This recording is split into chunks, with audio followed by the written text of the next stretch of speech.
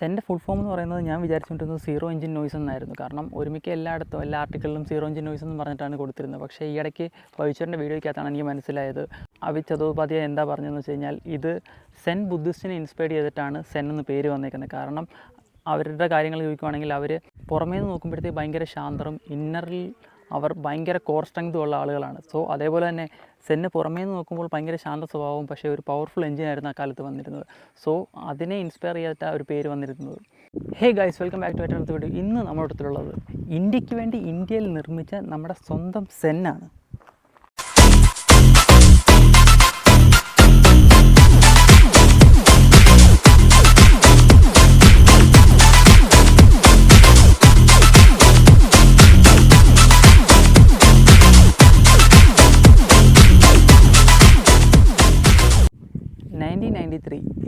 Young ബയേഴ്സിനെ target ചെയ്തിട്ടാണ് സെൻ ഇറക്കുന്നത്. Sen inspire ആയത് സെർവോ എന്ന് പറഞ്ഞൊരു മോഡലിനാണെന്ന് പറയുന്നുണ്ട്. കാരണം അതിനെ കണ്ട് ഇൻസ്പയർ ആയിട്ടാണ് സെൻ ഇറങ്ങുന്നത്.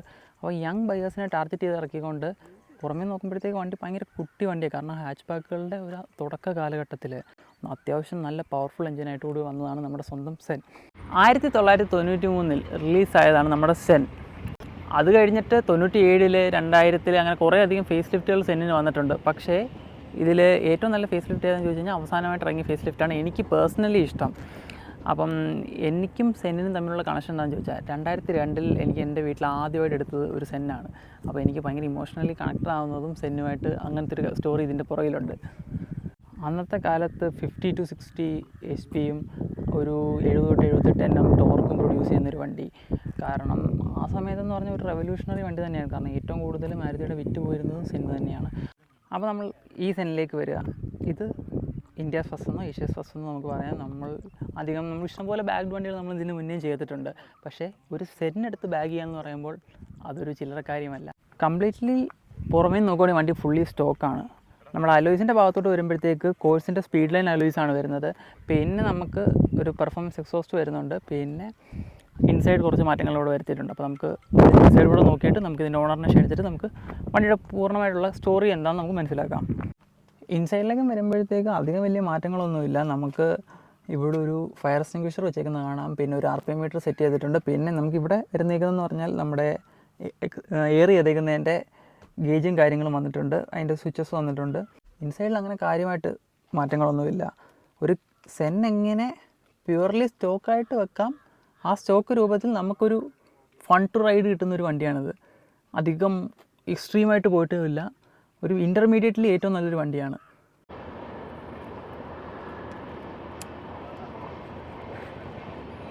നോർമലി നമ്മൾ കണ്ടുവരുന്ന അലോയ്സ് അല്ല ഇതിൽ കിടക്കുന്നത്. ഒരു 1 കൈൻഡ് ആണ്. അത് കോഴ്സിൻ്റെ സ്പീഡ് ലൈൻ അലോയ്സാണ് ഇതിന് വരുന്നത്.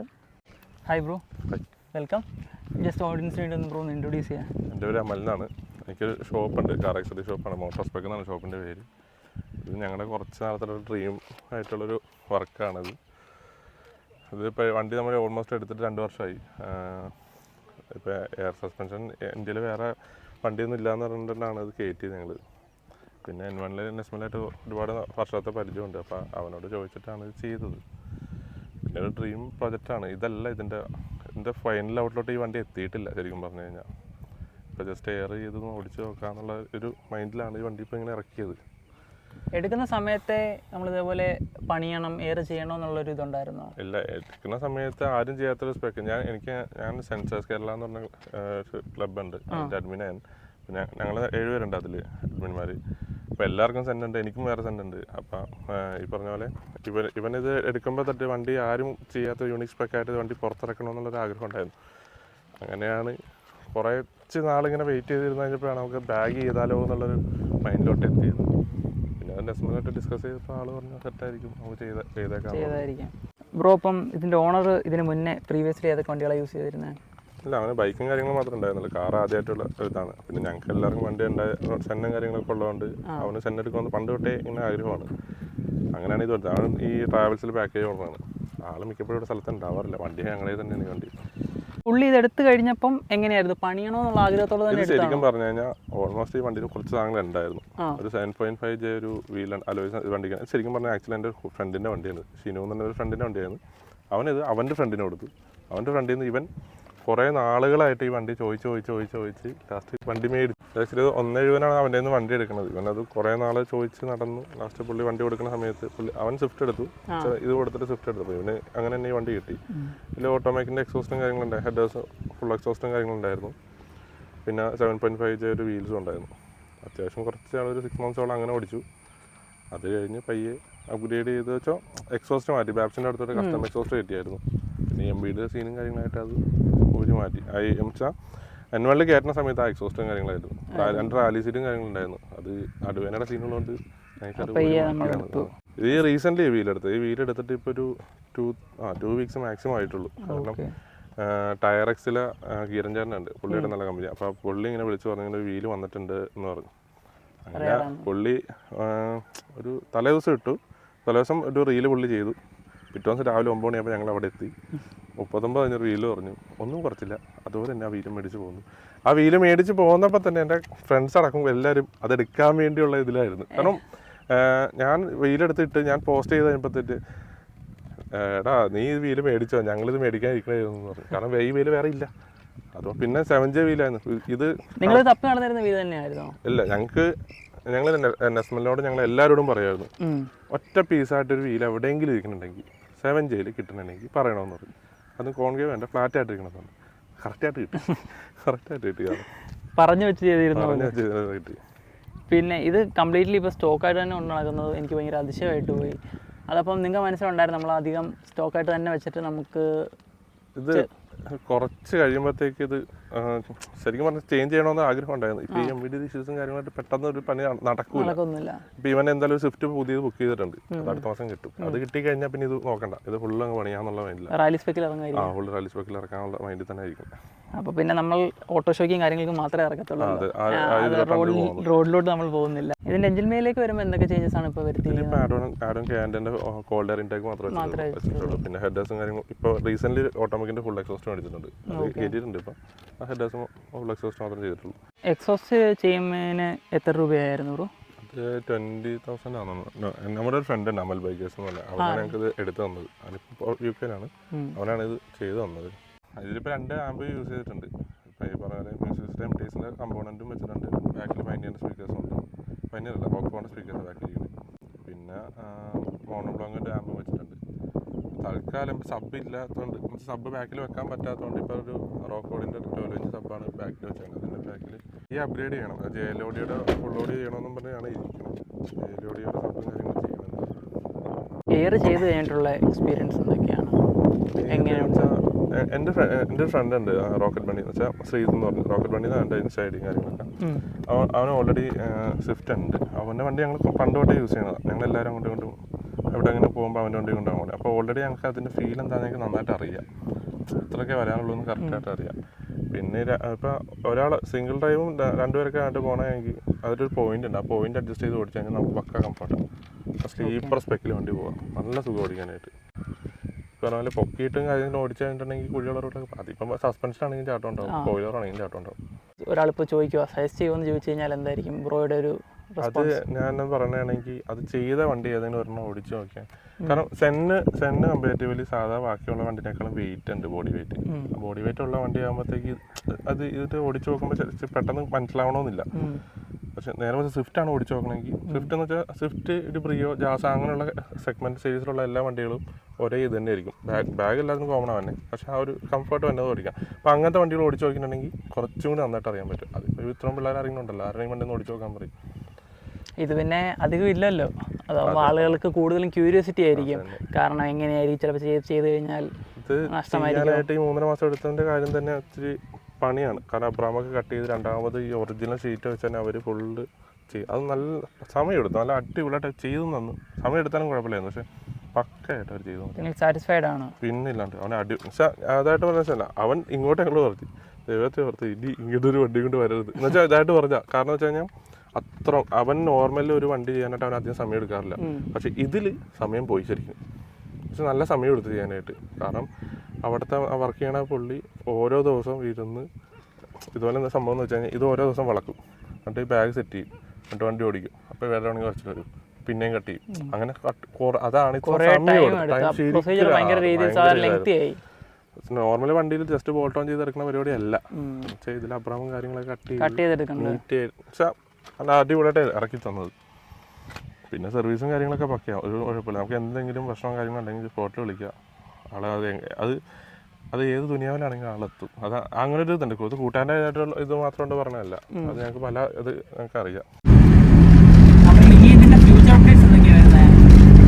ഫ്യൂച്ചർ അപ്ഡേറ്റ്സ് പറഞ്ഞ പോലെ ഞാൻ പറഞ്ഞില്ലേ, ഓഡിയോ ചെയ്യുന്നുണ്ട്, പിന്നെ കളർ ചേഞ്ച് വരുന്നുണ്ട്, പിന്നെ ഉള്ള സംഭവം സർപ്രൈസാണ്.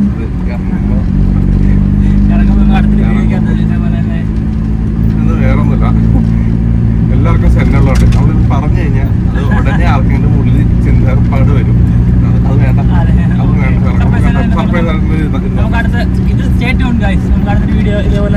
ഉറപ്പായിട്ടും 6 മാസത്തിനുള്ളിൽ. എനിക്ക് ചെറുപ്പത്തിൽ വീട്ടിൽ സെൻ ഉണ്ടായിരുന്നു. അപ്പം ഞാനൊരു സ്കൂളിൽ പഠിച്ചുകൊണ്ടിരുന്ന സമയത്ത് 2002 എടുത്തതാണ്. അപ്പം ഞാൻ സ്കൂളൊക്കെ കഴിയുന്ന സമയത്ത് എനിക്ക് ലൈസൻസ് ഒക്കെ ആവേണ്ട സമയം, ഞാൻ വണ്ടി പഠിക്കേണ്ട സമയമായപ്പോഴത്തേക്ക് നമുക്ക് ഇലക്ഷനിലെ പ്രശ്നം വന്നപ്പോഴത്തേക്ക് ആ സെന്റ് കൊടുത്തു. എനിക്ക് ഇന്നും സെന്റായിട്ട് കിട്ടിക്കഴിഞ്ഞാൽ എനിക്ക് എൻ്റെ സെന്റിനെയാണ് എനിക്ക് ആദ്യം ഓർമ്മ വരുന്നത്. നമ്മൾ ആദ്യം പറഞ്ഞ പോലെ എനിക്ക് ഓടിക്കാൻ പറ്റിയില്ലെന്ന് പറയുന്നത് ഒരു വണ്ടിഭ്രാന്തൻ എന്നുള്ള നിലയ്ക്ക് നമ്മൾ ചെറുപ്പത്തിൽ കണ്ടിരുന്ന ഒരു വണ്ടി അത് നമ്മൾ പ്രായമായി വരുമ്പോഴത്തേക്ക് അത് കൊടുക്കുകയും ചെയ്തു. ഇപ്പോൾ എവിടെയോ ഉണ്ട്, ഒരു തേർഡ് ഓണർഷിപ്പിൽ എവിടെയോ ഉണ്ട്. ഞാൻ ഈ തപ്പിക്കൊണ്ടിരിപ്പോൾ ഉണ്ട്, കാഞ്ഞിരപ്പള്ളി സൈഡിൽ എവിടെയോ ഉണ്ട്. അപ്പം അതിൻ്റെ ഞാൻ ഫോട്ടോ കൊടുക്കാം, ആർക്കെങ്കിലും കിട്ടുവാണെങ്കിൽ ഒന്ന് അറിയിച്ചേക്കാം. അപ്പോൾ അന്നേരം അത്യാവശ്യം കുറച്ച് അത്ര റഫ് റോഡല്ല, എന്നാലും കുറച്ച് കമ്പിയുള്ള റോഡാണ്. പക്ഷെ എനിക്കങ്ങനെ പ്രശ്നങ്ങളായിട്ടൊന്നും തോന്നുന്നില്ല. രണ്ടുപേരൊക്കെ പോകണമെങ്കിൽ ഇതിൽ ശാന്തിയാണ്. പക്കയായിട്ട് പോകും. ഫുള്ളി ഇത് ആഗ്രഹിച്ച് തന്നെ ചെയ്തേക്കുന്നതാണ്. ആഗ്രഹിച്ചെന്ന് വെച്ചാൽ ഞാൻ പറഞ്ഞല്ലോ, നമുക്ക് ഇന്ത്യ സ്വസ്ഥ എന്നുള്ളൊരു സംഭവമാണ്. ഇന്ത്യ സ്വസ്ഥ ആണ് ഞങ്ങളുടെ ഒരു ഇതുണ്ടായിരുന്നത്. മനസ്സിലായി ആരും ചെയ്തിട്ടില്ലല്ലോ, അപ്പൊ എന്തുകൊണ്ട് ഇതിലോട്ട് ചെയ്യാൻ? ബാക്കി പറഞ്ഞ പോലെ എല്ലാ വണ്ടിയും ചെയ്തിട്ടുണ്ട്.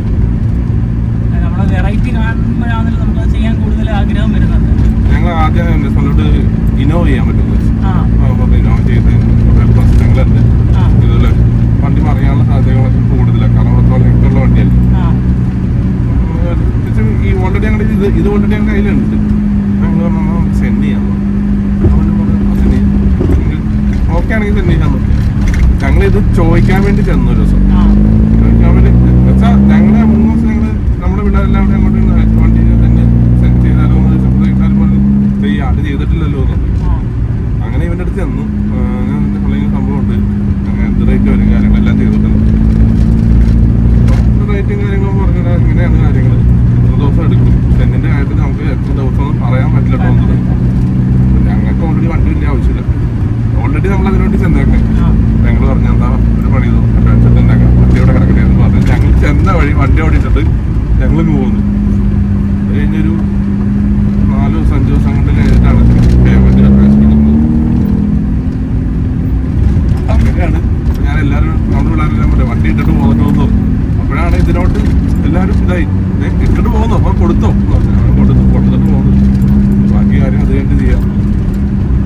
അത് ഞാൻ എടുത്ത് പറഞ്ഞ് ബാക്കിൽ നമ്മുടെ സബ്ബും കാര്യങ്ങളൊക്കെ എടുത്ത് മാറ്റണം. അവിടെ തന്നെ ടാങ്ക് വരുന്നത്. അപ്പോൾ സബ്ബ് എന്ന് വെച്ചാൽ ആ ഏരിയ അത് പഴയ ഫോട്ടോ ഉണ്ട്, ഫോട്ടോ അയച്ചത്. പഴയ ഫോട്ടോയിൽ നിറഞ്ഞിരിക്കുന്നത് വെച്ചാൽ 2 സബ്ബ് വെക്കുമ്പോൾ തന്നെ നിറഞ്ഞിരിക്കുമല്ലോ ബാക്കി. ഒരു 65 രൂപ 70 രൂപ എടുത്ത് കഴിഞ്ഞാൽ ഓഡിയോ മാത്രമായി. കാരണം ഓഡിയോ മാത്രമായെന്ന് വെച്ച് കഴിഞ്ഞാൽ നമുക്ക് കിട്ടുന്ന പ്രൈസിൽ തന്നെ നമുക്ക് എത്രമായി. ശരിക്കും ഒരു കസ്റ്റമറിൻ്റെ ഒരു ബില്ലിംഗ് ഒക്കെ വന്നെയുള്ള ഒരു കടയിലാണ് ചെയ്യണമെങ്കിൽ എങ്ങനെയാണെന്നൊരു 1 ലക്ഷം രൂപ ഓക്കെയാണ്. 1 ലക്ഷം രൂപ സെന്റിലോട്ടെന്നൊക്കെ ചെയ്യണമെന്ന് പറയുമ്പോൾ ആൾക്കാർ അത് വർഷമാണോ എന്ന് ചോദിക്കും.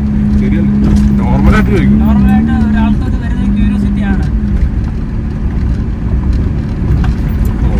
നമ്മുടെ വീട്ടുകാർ തന്നെ ചോദിക്കും. വീട്ടുകാർക്ക് അറിയാൻ പാടില്ല ഇത്ര മുടക്കിയിട്ടുണ്ടെന്നുള്ള സംഭവം. ഓരോ ദിവസം ഓരോന്ന് പണിയുന്നുണ്ട്, ഇതുവരെ വരുന്നില്ലെന്നാണ് ഓർത്തിരിക്കുന്നത്. പിന്നെ ഇവന്റെ മമ്മി നല്ല സപ്പോർട്ടാണ്, എന്നുവെച്ചാൽ നല്ല അത്യാവശ്യം നല്ല സപ്പോർട്ടാന്ന് വെച്ച് കഴിഞ്ഞാൽ പിന്നെ മക്കളെന്തെങ്കിലും പറഞ്ഞു കഴിഞ്ഞിട്ടുണ്ടെങ്കിൽ ഇത് മറ്റേ മമ്മി നല്ല പക്ക സപ്പോർട്ടാണ്. ചെയ്തോ ഒരു കുഴപ്പമില്ല, ആ ആഗ്രഹമല്ലേ, വേറെ ആരും ചെയ്തിട്ടില്ല ചെയ്യും. അങ്ങനത്തെ ഇത് വന്നുകൊണ്ടാണ് ധൈര്യമായിട്ട് ഞങ്ങൾ ഇതിലോട്ട് ഇറങ്ങിയത്. നന്നായിട്ടുണ്ട്.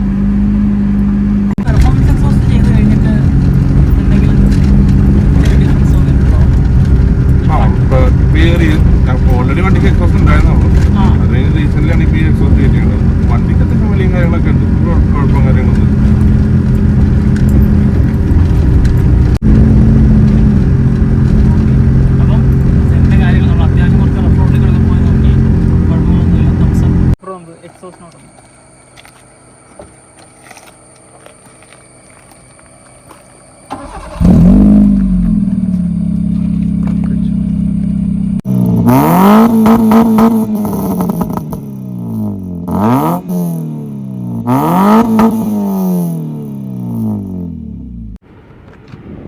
Bro, thank you. Okay. വണ്ടിയും കാര്യങ്ങളൊക്കെ തന്ന് നമുക്ക് ഫുള്ള് എക്സ്പ്ലെയിൻ ചെയ്ത് തന്ന് ഓഡിയൻസിന് ഇതെല്ലാം ഒരു ചെറിയൊരു ഇൻഫർമേഷൻസ് കൊടുത്തതിന് വളരെയധികം താങ്ക് യു വൺസ് അപ്പോൺ. അപ്പോൾ നിങ്ങൾക്ക് ഈ വീഡിയോ ഇഷ്ടപ്പെട്ടെന്ന് ഞാൻ കരുതുന്നു. അടുത്ത വീഡിയോ കാണുന്നതിലേക്കും